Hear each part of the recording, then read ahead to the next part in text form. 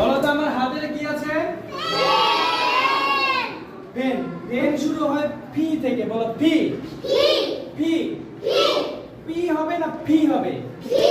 P P P P P P P